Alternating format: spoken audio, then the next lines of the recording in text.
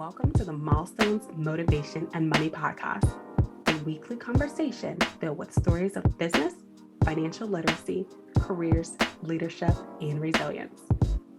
Setting and achieving goals is key, whether they are related to your finances, business, or career. I hope to empower you with these conversations, no matter where you are in life. I'm your host, Angel Radcliffe, and on this show, get ready to change your mindset and start your journey to achieve your lifelong goals. So if you need a little motivation to start your day or jumpstart your next project, tune in and be sure to join our community online at milestonsmotivationandmoney.com.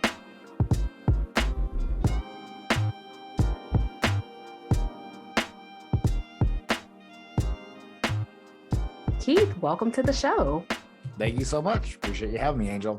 I'm excited to have you here and have this conversation. And gosh, your background is so unique and learn more about you. So before we get into the thick of it, tell us about you and where you're from and how you got into this whole boxing arena. Yeah. So in short, I was born in the South in North Georgia, Athens, Georgia, to be precise, and just raised fairly normal, kind of middle class, upper middle class. And then, going through school, being a creative kid, everything else, I ended up getting very sick, had to drop out of high school because of it. Then thank goodness for my mom discovering what was the health challenge I had, because no one really had any answers at that time. And it was Lyme disease. And so we started treatment, and that was a long process. But during that process, or rather when I started treatment, I was so weak and sickly and everything else that I wanted to be the antithesis of that. And that was to, be something like a fighter or a boxer. And my father was a professional boxing coach. So that was my field of diamonds in my own backyard. And that's what led me down this whole path. Wow. Yeah. I was reading about your backstory and I was wondering, like, wow, it takes dedication to really get into a sport.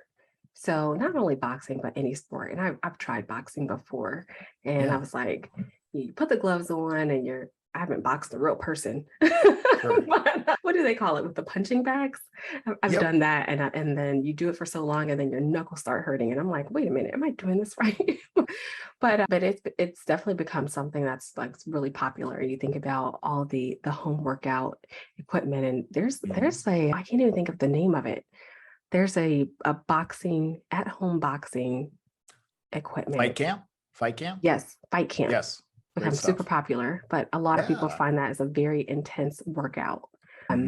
So, when you were getting into boxing, it was more so from a mindset and strength perspective, or was it really that before you had this illness, you always wanted to get into boxing? Yeah, that's a great question. So growing up, I just had no interest. My father told us, my sister and I, that we need to do some type of athletic activity in our school years. And both my sister and I would not pick one. So he picked it for us. And so he's like, okay, if you're not going to pick one, I'll pick one, and I'll pick one that's he felt was applicable to life. And so obviously martial arts is what he leaned towards. And he didn't train kids because he was a very, imagine the character Mickey in the movie Rocky. He was a little bit like that. So he was very old school, didn't even really want to train kids. And so that's where he put my sister and I in a couple of different martial arts. And so I did that, but both my sister and I had no interest, and we kicked and screamed so much about it that he eventually stopped making us go. And so I just really had no interest. Maybe sparred a couple of times when I was like 9 or 10 years old, and actually did fairly well, but it was just not what I was into. And then it really took me as I started growing into, becoming a man in my teenage years and starting to feel my inadequacies, because I was about 125 pounds, 5'8". I had carpal tunnel in both my wrists. I could barely pick up probably a 30-pound weight without my wrists hurting and things of that nature from the illness. And so it was a mindset. It was a character thing, and really about that journey that so many people go through that leads them to boxing. And that's of becoming, a man or becoming a woman, where you gain that grit and that fortitude and that strength that not only sports can teach us, but definitely combat sports, and in particularly boxing, because of the nature of of how, I mean, frankly, brutal it is. It is controlled violence, and very important note there. It's very controlled violence in the sense of all the rule sets and all the protections. And you have, three means of protection in there. You got the referee, you got your own corner, and then you got the ringside physician. But all that being said, it is the closest that we have in our, awesome modern culture to, really organized warfare on an individual stance. And, when I think boxing, of course, I think Mike Tyson. I think so many people Yep. will probably think that name, or Muhammad Ali, or I mean, Right. there's so many people who are, boxers, or who people would consider the greatest boxers of all time. Yeah. Now, when you talk about boxing and you mentioned something, you said sparring, and Mhm. I somewhat know what that is, but our guests may not know. So we may need you to break down some of the terminology and let us know, like, were you boxing real people? Are you just Yeah. boxing with like the bags, or the different definitions of boxing? Oh, well, I appreciate that, Angel, because that's something that people do get a little bit confused on. So it's with sparring, there's a couple levels of sparring, but generally, if somebody is a relatively legitimate boxer and they said that they do sparring or have done sparring or whatever, that's really going 70, 80, depending on what boxing gym you go to, might be 100%. But there's it maybe stops a little bit before a fight. One way that they describe it with the USA boxing officials is I think you would stop sparring, I guess, maybe 5 to 10 seconds before you'd stop a real fight. Now that might sound like a short amount of time, but in boxing world, that's a very long amount of time, because a lot of damage, a lot of bad things can happen in 5-10 seconds.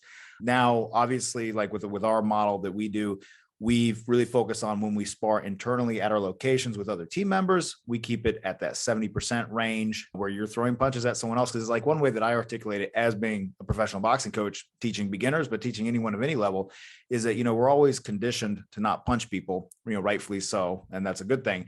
But in the sport of boxing, that is the point of the sport. So I guess maybe it's like football where, you're taught not to run into someone, but in football, that's the name of the game. That's what you got to do. So the one way I describe it is, imagine if we were, practicing basketball right now, and I'm trying to shoot baskets, but I'm like purposely missing the basket and shooting it in the stands.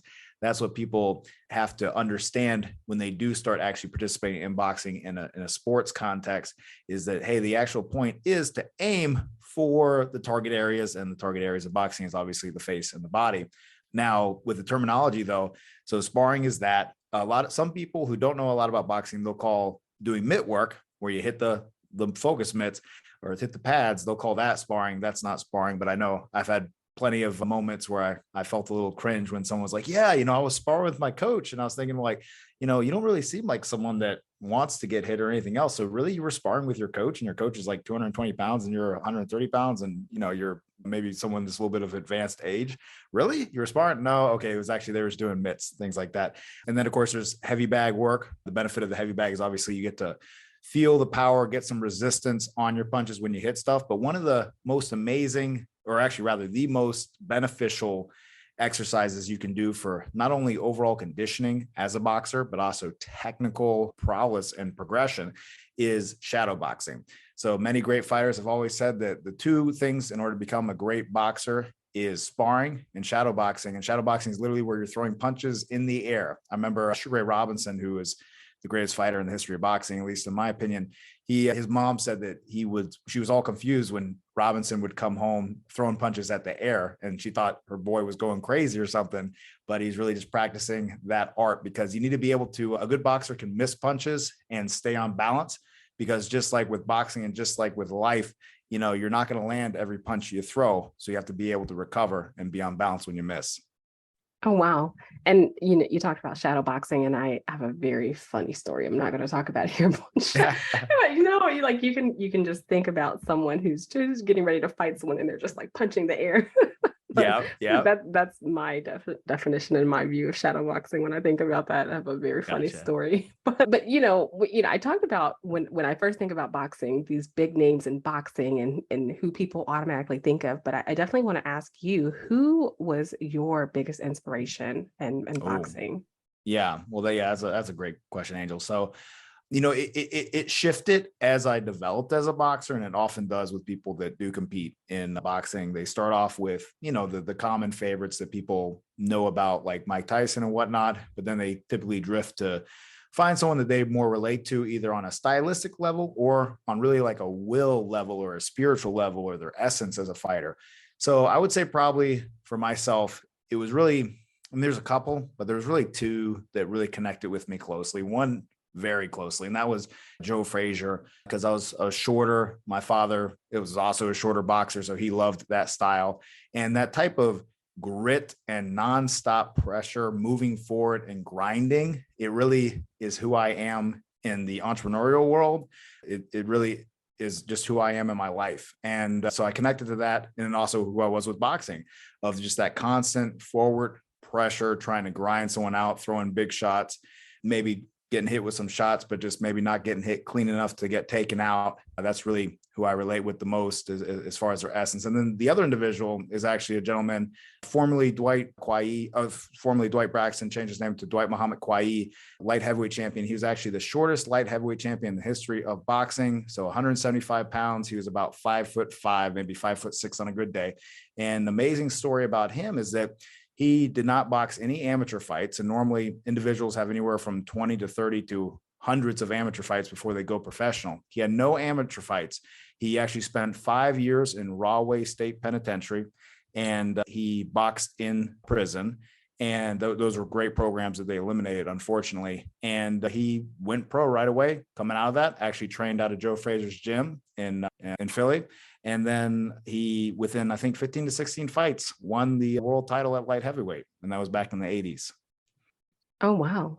Very interesting. So I appreciate you sharing that. I'm going to have to actually look more into that. I don't know much about boxer stories. I think Mike Tyson is probably, of course, everyone knows about Mike Tyson. Oh, yeah. And quite a yeah. lot of stories with that. But let me tell you, there's a lot of amazing stories with the sport of boxing. That's what's so cool about it, right? The heritage and all the history with it. Right. Now, when we talk about boxing, of course, it's a high endurance sport. And I mean, for some, they may not even consider it a sport. Some people may consider it a hobby, but what type of dedication and stamina would a person need to really be involved in this?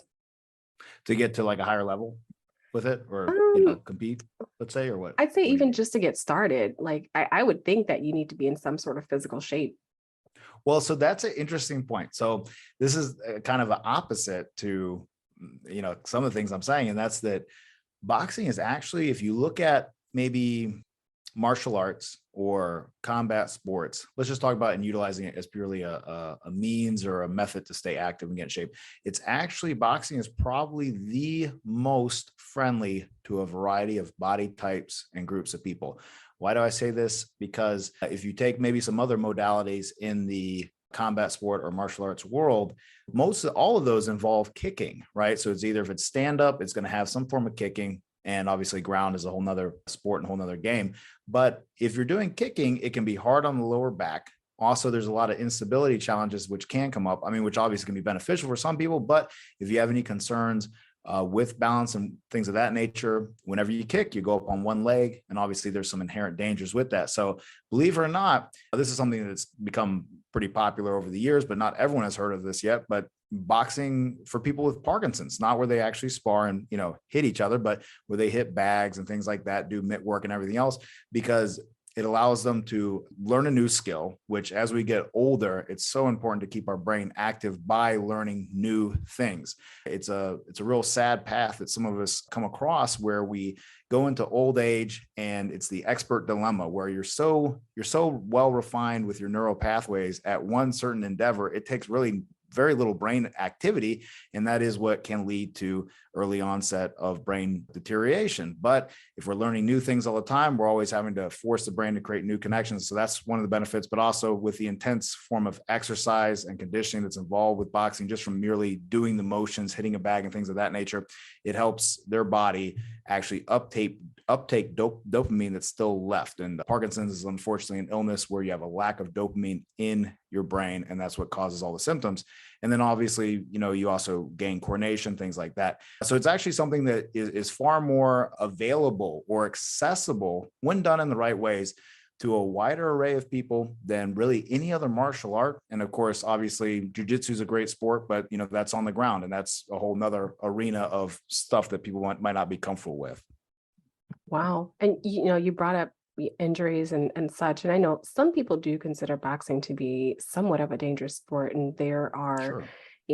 injuries that people can sustain. And we've seen some of the actually major boxing figures sustain different injuries.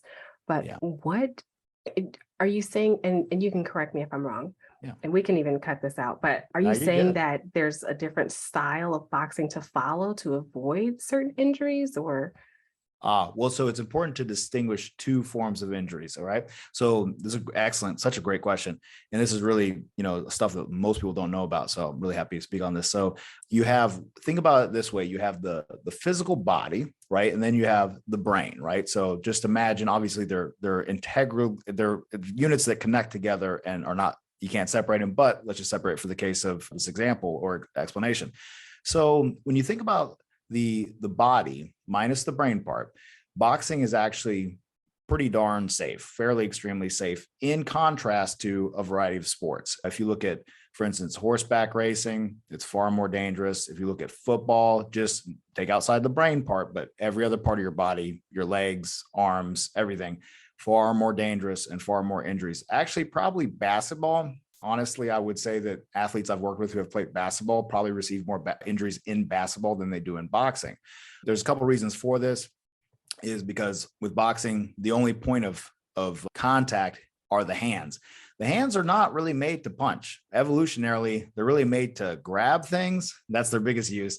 And then maybe to slap things and push things away. So anyway, they're not really made to punch. So therefore, a boxer can create a lot of power with their hands, but it's not something they're able to do that often. And there's a whole other subject I could go into with that. But so in terms of the body, the physical body, it's really not dangerous. There's really not that many injuries.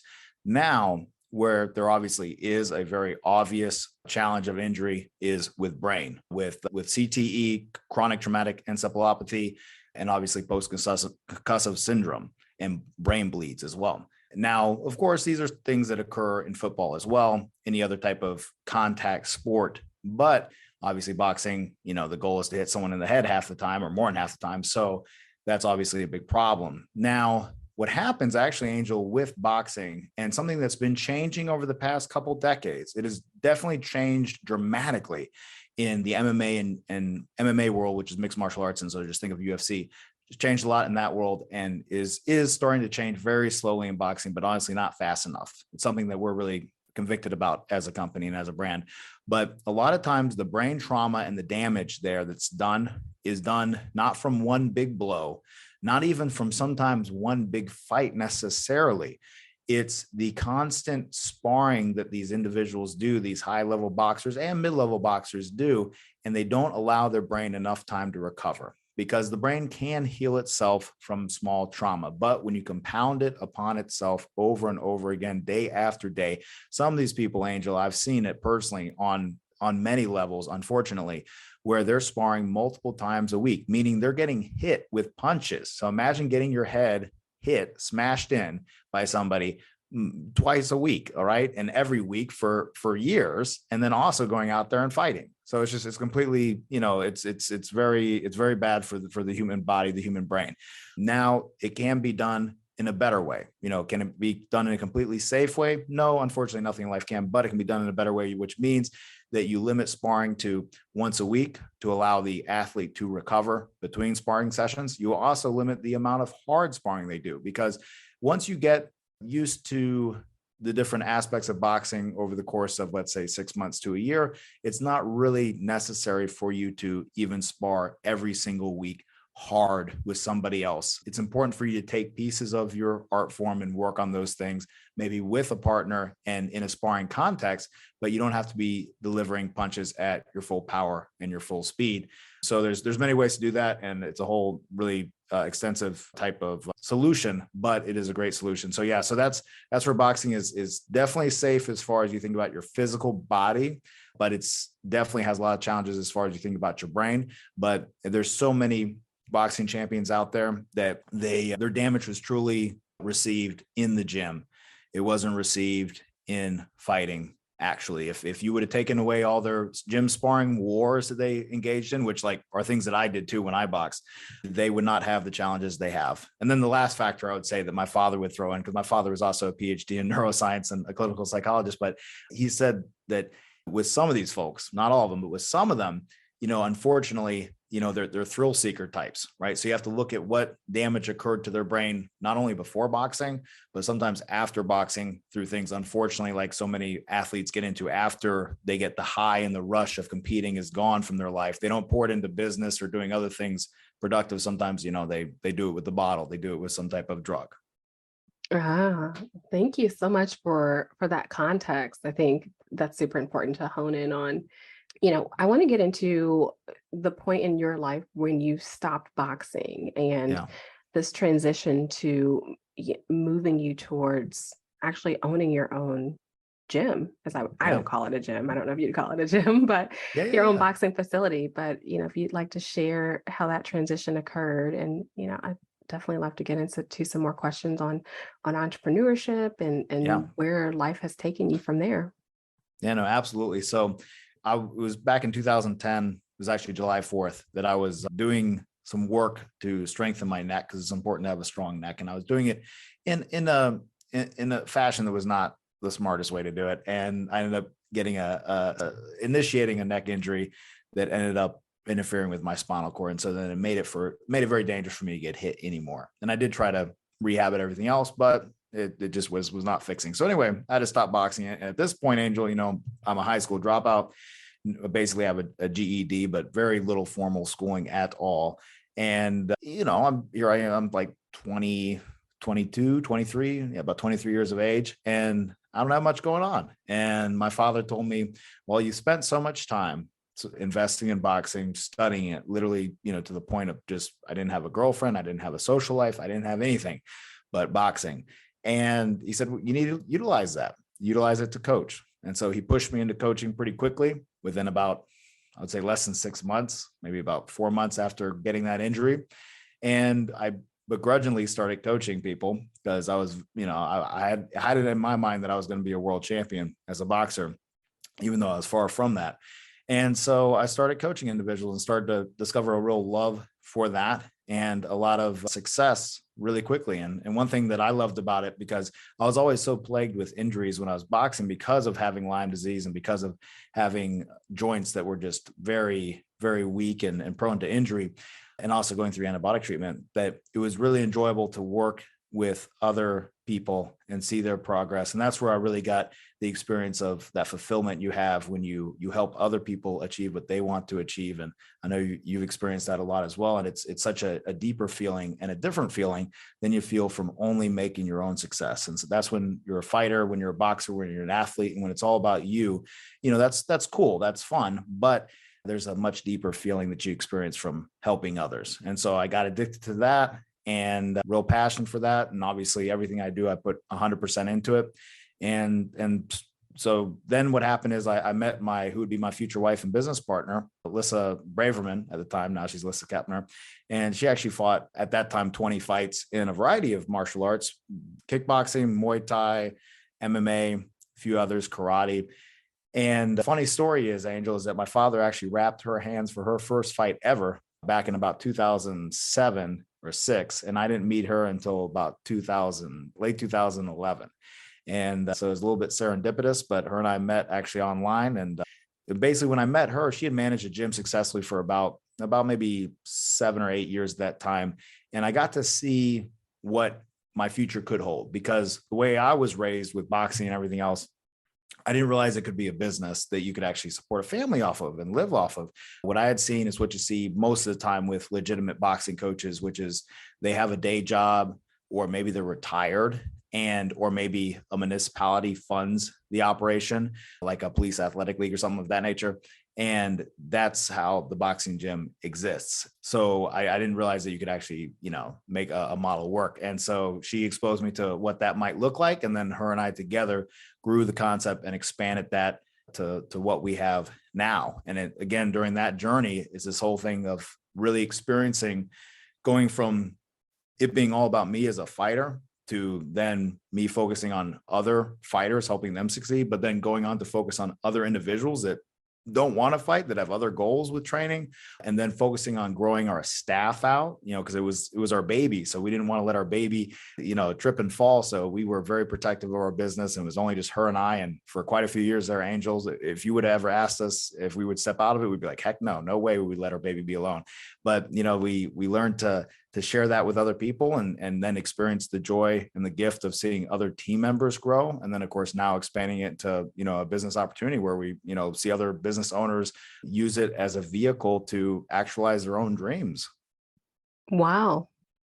And, I love stories of entrepreneurship. And prior to recording, I mentioned to you, I've been a full-time entrepreneur 2 times. Yeah. And it's a journey. It's definitely a journey, but Keppner Boxing and Fitness.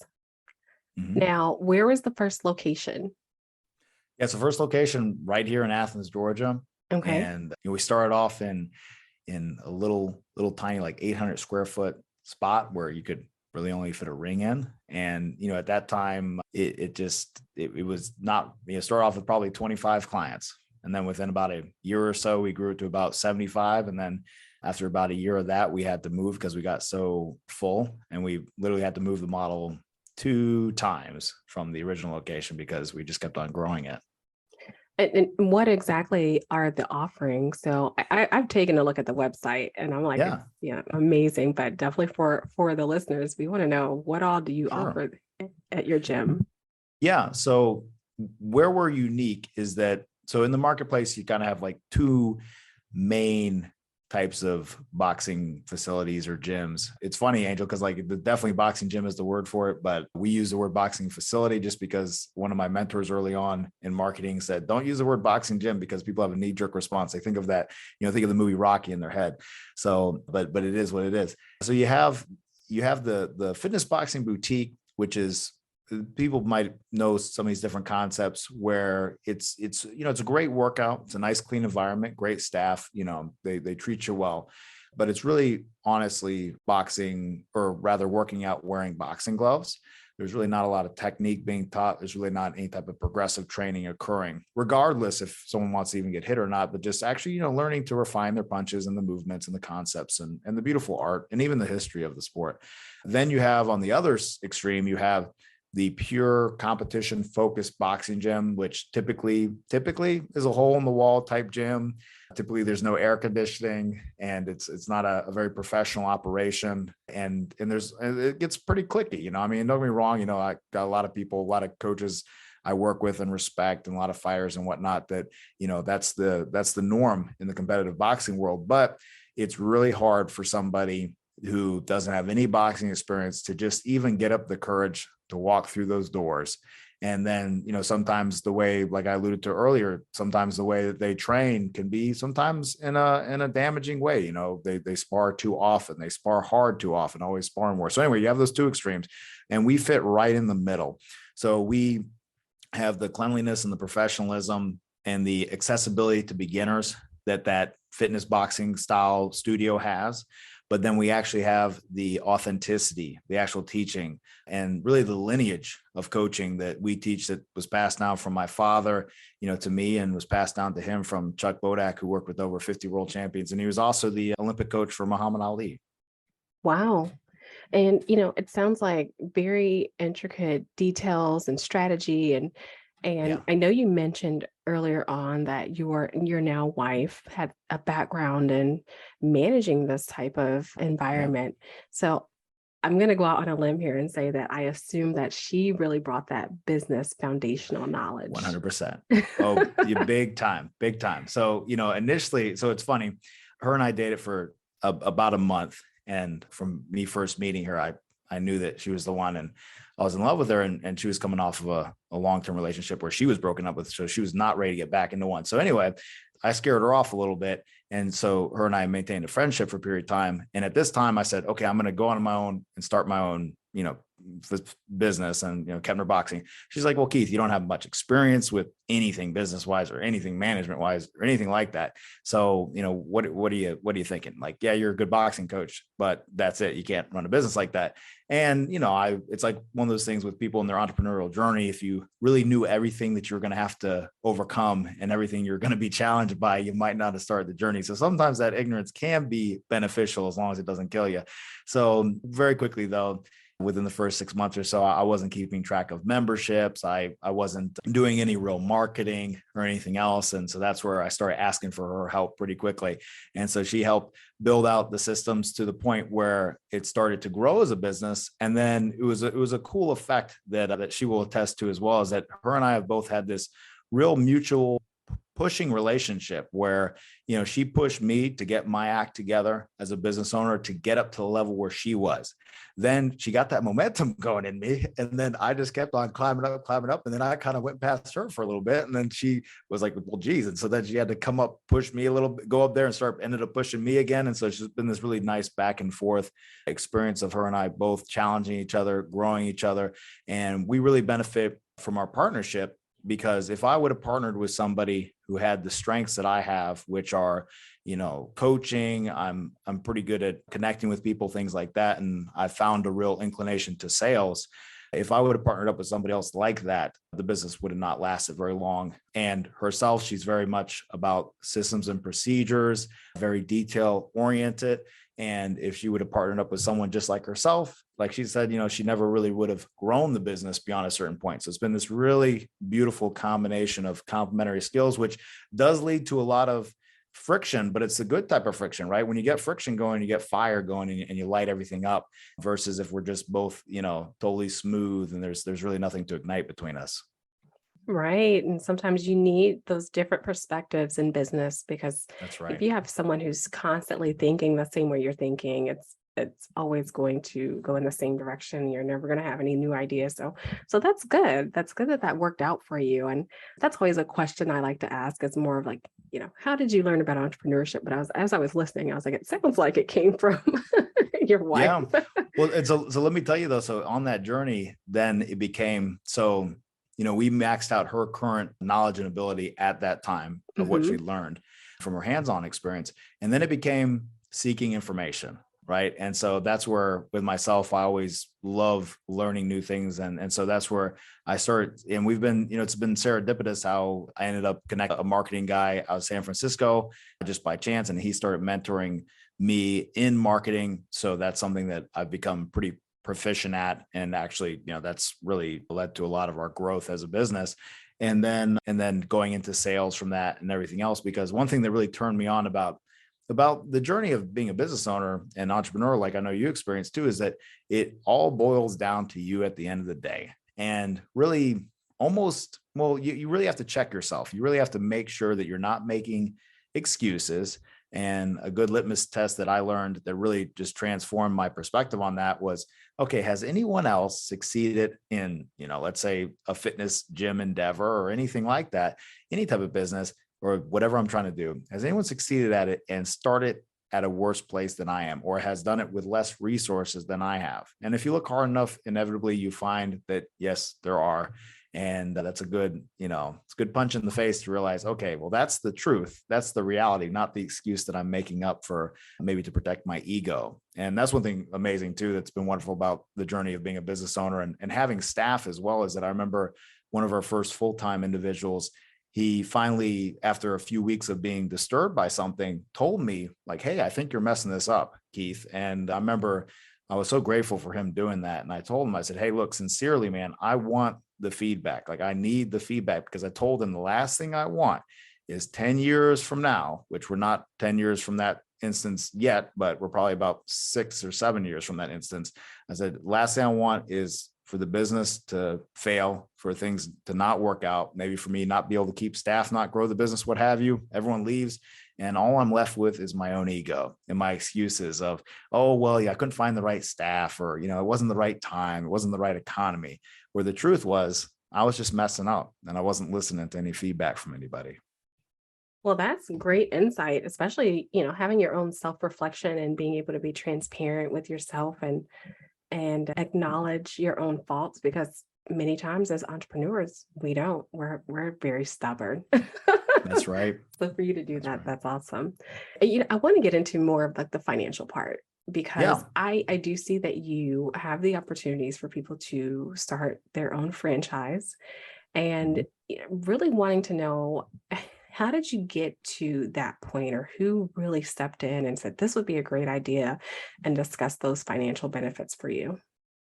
Yeah, that's a great question. So with the whole step of, because franchising is just a whole nother business, right? So I think a lot of people, they step into it with the wrong mindset, thinking that it's just a pure compliment, which it is in some ways, but you have to approach it's a whole new thing. So really what happened is, with the birth of our daughter, she's 5.5 now, my wife started stepping out of the business, and we started letting our business, our current baby before our daughter, which was the business, start to stand on its own couple legs a little bit, and started bringing out some staff. And she started systematizing out her role so that she didn't have to be tied to the business anymore, or the way that my father would put it, have golden handcuffs where, your business literally doesn't operate without you.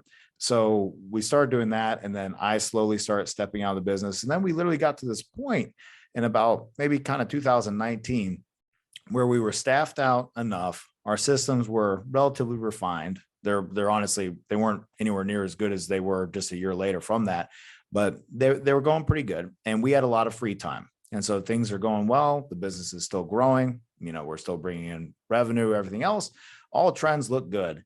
But what we're doing with ourselves and our lives are not really growing. And so there's this weird kind of stagnation that you feel, and a little bit of depression almost of, well, what's the purpose of all this? What am I doing?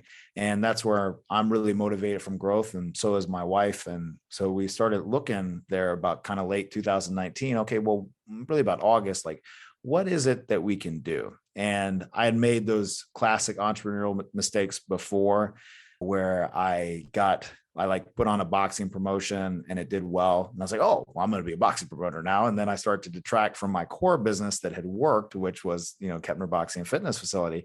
And so I was like, well, what can I do that's going to detract the least to still grow this thing? And I was like, okay, so obviously the answer is to grow locations. So are we going to do the corporate route, or are we going to do the franchise route? Because those are really the two main options.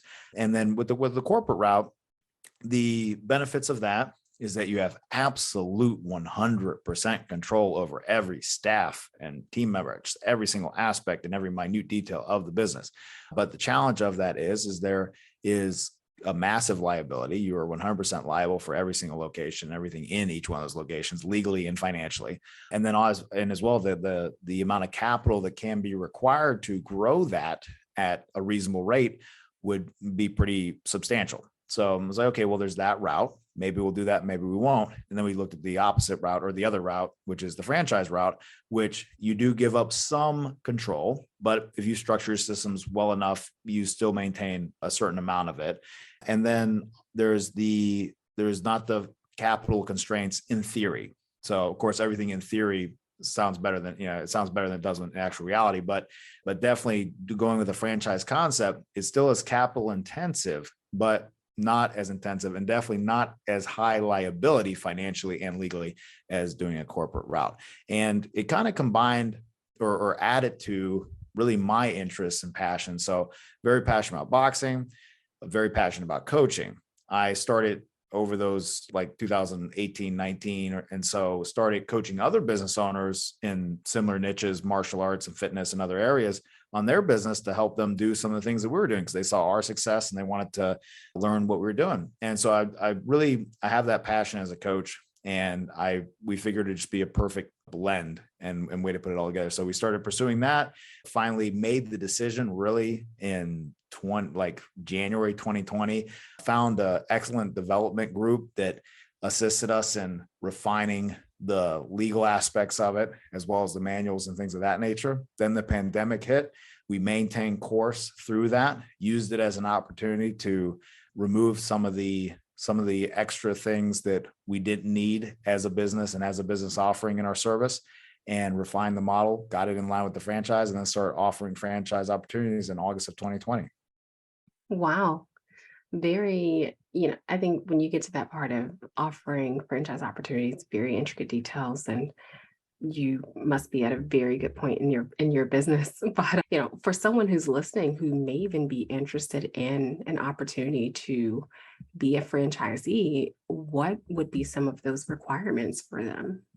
Yeah, that's a great question. So, as you can tell, I'm pretty straight shooter. So for better and for worse, I tell things like they are, but I do my best to frame them in a empowering way. But the number one thing for a franchise partner, and it's actually, I mean, I guess you could say it's probably one of the number one reasons why people don't succeed in a business endeavor is the capital requirements. So there's a lot of different options, a lot of great ways for individuals to get their own business going, whether it's through SBA loan and things of that nature. But you really do want to have somewhere between $40,000 to $50,000 liquid, or at least have some type of assets to service some form of loan to get going. But for as little as all in as about $133,000, you can get a location up and running, have it staffed out, have it marketed. And we've opened up locations with as much as 50 to 60 members at time of opening. So within a month or so, we're already breaking even or making a little bit of money. And because what we're passionate about is taking someone who has the right character traits. That's really what we look for. It's not about boxing experience or anything like that, because we want to train all that. It's just like how I tell people that I speak to in a sales situation. We're not looking for people that, it's like, I imagine, let's say like McDonald's, they don't look for people that are chefs, right? Or hamburgers, or people that, do cooking, but they look for someone who has those skills of leadership, of managing a team, perhaps, and things of that nature. And also are passionate about helping people and passionate about health.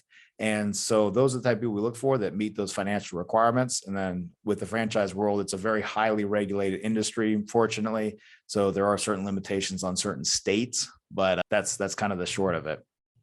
And aside from financial requirements, I know in my mind, I have other questions, but other people listening may have the same. Now, someone who may be interested in a franchise opportunity, maybe they are not someone who wants to be hands-on. Is this something where they need to be hands-on, attending at the gym all the time, or is it more of them just being an investor and managing a team, or having someone manage a team?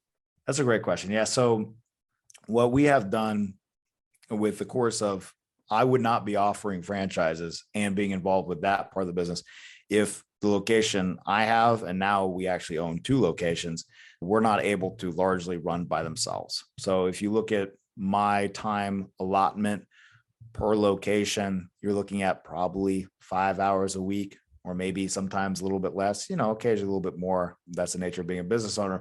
But these locations, we offer the executive model where you don't have to be in the business, but you do have to have a certain requirement of an amount of staff and a manager and head coach. But what we're really passionate about is providing people with the systems and everything else they need to scale it, because that's really the constraints that I experienced as a business owner early on. And I saw my father never learn how to get beyond this point with his business, being a clinical psychologist and doing a couple other different types of businesses, is that, and so many small business owners, they never realize how to be an actual business owner, and they really just own a job. And so that's where we're really passionate for those people that want to go on to have multi units as a franchise owner, which is one of the beautiful and empowering things about having a franchise, is having that ability to scale. We want to provide all of the systems and everything else that you need that your manager needs to succeed, your head coach needs to succeed, the KPIs that you need to watch, and how you need to manage your management team. Okay. Well, thank you so much for that. And I'm looking at the time and I'm like, gosh, I can keep going on with questions, because this has been very interesting and informative. And I'm sure you'll probably have some people reaching out. Keith, I appreciate you being here. And I want to ask you a question as it relates to my brand and the show, because I've mentioned I've done a few things on the side of financial literacy, and one of the pieces to my brand is balling on a budget.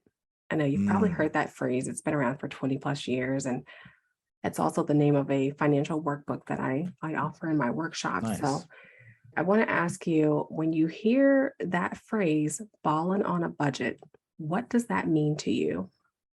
Man, that might be the hardest question you've asked me. Balling on a budget. What does that mean to me? Well, that definitely does mean living a good life in the terms of the enjoyments of life in a reasonable fashion. So that's how we aim to live our life, because, you allow for yourself to still have the enjoyments that are important to you while still also constraining yourself so that you're actually creating a position where you can succeed. Because so many people, I've seen it far too much with business owners and other professionals, where they're not keeping themselves in a certain type of constraint to allow them to succeed, because they feel like they're depriving themselves of things. But they need to realize that, hey, you're actually not depriving yourself of anything. You're actually being good to yourself, and you're actually going to enjoy your life a lot more, and you're going to be able to succeed a lot more. So I think I connect with that. I have my own little heuristics, right? Mental shortcuts, where I think of balling on a budget, where I think of maybe sometimes it's like getting things that look ostentatious that maybe don't cost that much. So I do have that connection sometimes in my mind. But definitely, though, I think the sentiment of that phrase is something I really strongly agree with. Thank you for your own personalized definition. Definitely appreciate it. So, I always love to hear the answers to that question, and there's no wrong answer. Yeah, And we've I tell had you a- though, Angel, more people need to ball with the budget though. Ball with the budget. Yep, they sure do. Definitely. Yeah, because that's how you keep balling, right? And that's how you can be able to ball more, is if you do it right? Which means, budget. It's funny because I know you know this in your experience, right? People think they hear budget, that's automatically like a bad word, right? But it's actually the what you need to succeed over the long term.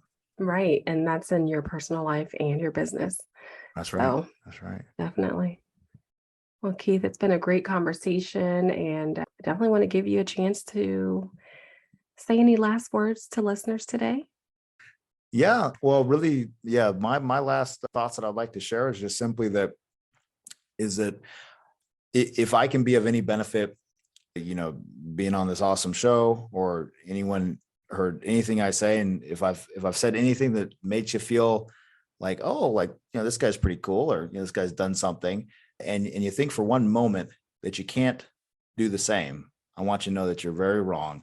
And that, I have had so many gifts and so many good things happen to me, but I've also had so many struggles. And I haven't started talking about this so recently, but I was actually legally disabled for a very short amount of time, but I didn't let that definition hold on to me. And it's something that I'm very passionate about, is people realizing that, even though circumstances may be very, very hard for themselves at a certain time in their life, it doesn't have to stay like that. And at the very least, they need to discover an empowering message behind I it. hope you've enjoyed the show. Be sure to leave us a review and let us know any ideas you have for a future show topic. And if you really want to show us some love, share this episode with a friend, and be sure to join our community online, milestonesmotivationandmoney.com. You can also follow us on Instagram at milestonesmotivationandmoney. Tune in next time.